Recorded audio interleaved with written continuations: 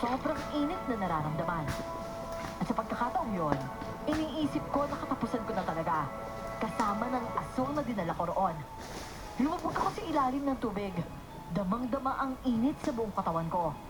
Hanggang sa nawalan ako ng malay. At sa maraming pagkakataon na nang magising ako, si Jake ulit ang nakita ko.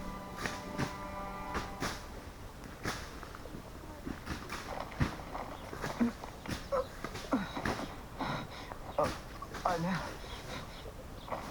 Tol?